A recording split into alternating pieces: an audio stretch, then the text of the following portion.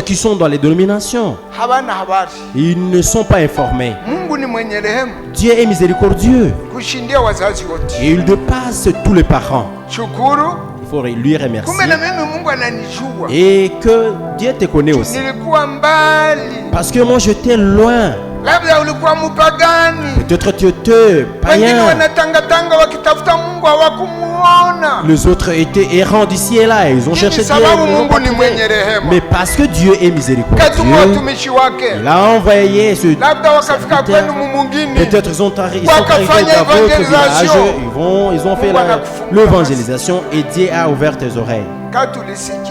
Et lorsque tu as entendu, et la foi vient de ce qu'on entend, et tu es venu, tu t'es réuni, et lorsqu'on a prêché, Dieu a ouvert ton cœur, et ton cœur a reconnu véritablement qui est ce Dieu.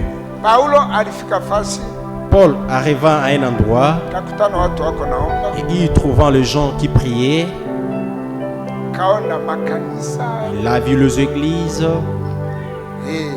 oui, et il a observé. Alors il commença à les prêcher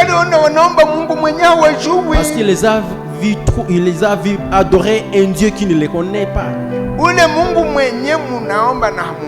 Ce Dieu que vous priez ou bien que vous adorez sans le reconnaître, c'est celui que je vous prêche. Alors vous allez me patienter pour lire ce passage. Lisons ce passage. Actes des Apôtres 17. Dieu est riche en miséricorde. Lisez. Et le chapitre c'est 17. Le 22e verset. Tu vas descendre.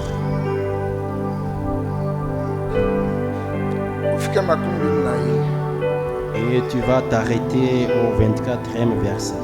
Paulo alisimama katikati ya Areopago akasema, ninyi watu wa Atene, katika maneno yote ninaona ya kuwa ninyi ni watu wa kutafuta sana mambo ya dini. Kwa sababu nilipokuwa nikipita nilitazama vitu vya kuabudu kwenu, niliona madhabahu yenye maandiko haya: kwa Mungu yule asiyejulikana. Basi yule munayemwabudu pasipo kumjua, ndiye mimi ninawahubiri ninyi habari zake. Mungu aliyefanya ulimwengu na vitu vyote ndani yake, yeye aliye Bwana wa mbingu na dunia, hakai katika mahekalu yaliyojengwa kwa mikono. Amen. Amen. Paul, debout au milieu de l'aéropage, dit: Hommes athéniens, je vous trouve à tous égards extrêmement religieux, car en parcourant votre ville et en considérant les objets de votre dévotion, j'ai même découvert un autel avec cette inscription: à un Dieu inconnu. Ce que vous révérez sans le connaître, c'est ce que je vous annonce. Le Dieu qui a fait le monde et tout ce qui s'y trouve, étant le Seigneur du ciel et de la terre, n'habite point dans les temples faits de mains d'hommes. Amen. Paul marchait et arriva là-bas à l'aéropage. Il y trouva des autels. Ils étaient des adorateurs, ils adoraient. Mais il les a trouvés en train d'adorer un Dieu inconnu. Alors, mon sujet du jour, mazabahu yenye naandikiwa kwa Mungu asiyejulikana, Comme il y a un hôtel, ule il y a mwenye une munaomba inscription bila indienne, kumujua, celui-là que vous priez sans le njo connaître, c'est nitawahubiri. celui-là que je vais vous Ule prêcher. sasa njo mwenye Alors, tulifunuliwa, c'est celui-là qui nous a été révélé. jina lake ni Yesu Son nom, c'est Kristo. Jésus-Christ. Paulo alikuwa na hubiri Paul prêchait batu bamwamini Yesu Kristo, pour que les gens croient en Jésus-Christ. amene, Amen. na kubatiziwa mu jina Et lake. se faire baptiser en son nom. Ni yule Mungu sasa. Alors c'est ce Dieu. Yesu Kristo ni Mungu, Jésus-Christ est Dieu. ni Mungu. Est-ce qu'il est Dieu? Tulikombolewa kwa damu ya nani? Ya Nous avons Mungu. été sauvés par le Jina sang lake de ni Yesu Dieu. Kristo. Et son nom, c'est Jésus-Christ. Tulisamehewa dhambi zetu. Nous avons été pardonnés de nos péchés. Haiko damu ya manabii, Ce n'est pas le sang des si prophètes. damu ya mutu Ce yeyote, n'est pas par le haiko sang damu ya mujuife, d'un homme. Ce n'est pas iko le sang damu ya d'un Mungu juif. mwenyewe. C'est le sang de Dieu seul. Yesu apewe sifa, Que Jésus soit sababu ni glorifié. Mungu aliyevaa Parce que mwili. c'est le Dieu qui Na apporte la kutambua chair. ile Et reconnaître ni rehema za cela, c'est par la miséricorde de Dieu. Mungu alivaa mwili Dieu a porté la chair. akajifananisha na wanadamu. Il s'est fait semblable à deux humains pour qu'il nous sauve. Si rehema zake tu, N'est-ce pas par sa miséricorde? asingejifananisha na sisi, S'il n'allait pas se rassembler, tungeokoka à nous, je. comment serions-nous sauvés?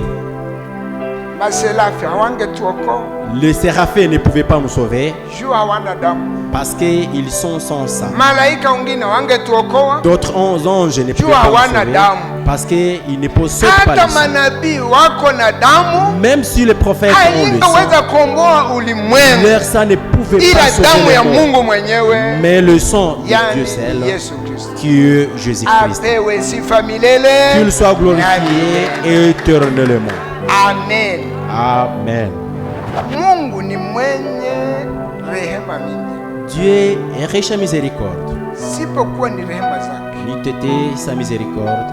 basi ungetambua message Est-ce que tu pouvais même reconnaître le ya message? kweli. Tuzungumuzi Et conversons. banani benye balitukanaka batumishi benye balikuya bapresha, Qui ont injurié le serviteur qui venait le kwa prêcher. tunabatukana On tunasema les injuriait, on disait, bale ba antikristo, ces antichrist, wapinga Kristo wale. abo njo bako wanashuhudia Kristo, Ce sont eux qui témoignent Jésus-Christ. lakini upofu wa hii kizazi Mais l'aveuglement de cet âge tunasema njo ba antikristo, nous poussait à les na appeler tena des njo antichrists washuhuda wa Kristo. pendant qu'ils étaient le témoin de Jésus-Christ. Banakuhubiri Ils te prêchent.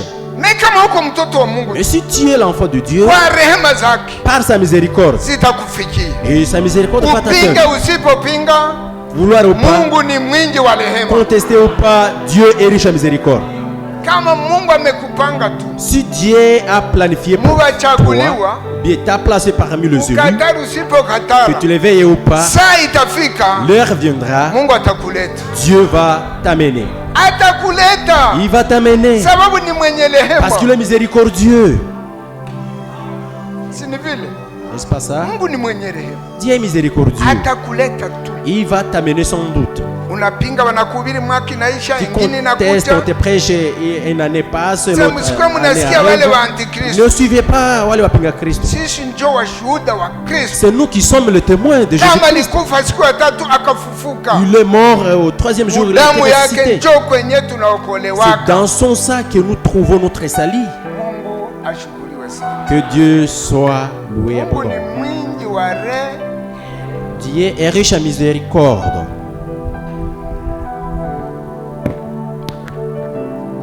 Mungu ni mwingi wa rehema. Dieu est riche en miséricorde. Amen. Amen. Na mnamjua vile? Et vous le connaissez ici? Nawaambia kweli. Je vous dis la vérité. Mwanaume Yona L'homme Jonas, alikuwa anamjua Mungu. il savait Dieu. Anajua Mungu ni mwingi wa rehema. Et il savait que Dieu est riche en miséricorde. Mungu akamtuma Ninawi. Dieu l'a envoyé à Ninive. Yona akakatala, Et Jonas a refusé. akakimbilia Tarshishi. Il a pris fuite vers Tarsis. Juu aliwaza, unaweza ona ninachokea bure. Parce qu'il pensait, tu peux me voir, me fatiguer, enlever. Et je prêche, les gens ne vont pas mourir. Parce que ce Dieu-là, je le connais. Je connais qu'il est riche à miséricorde. Laisse-moi m'enfuir vers Tarsis. Dieu l'a saisi jusqu'à ce qu'il l'envoya à Ninive. Patientement qu'on lise ce passage, tu vas t'étonner aussi. Tu vas t'étonner. Dans les livres de Jonas, nous conversons que Dieu est riche à miséricorde.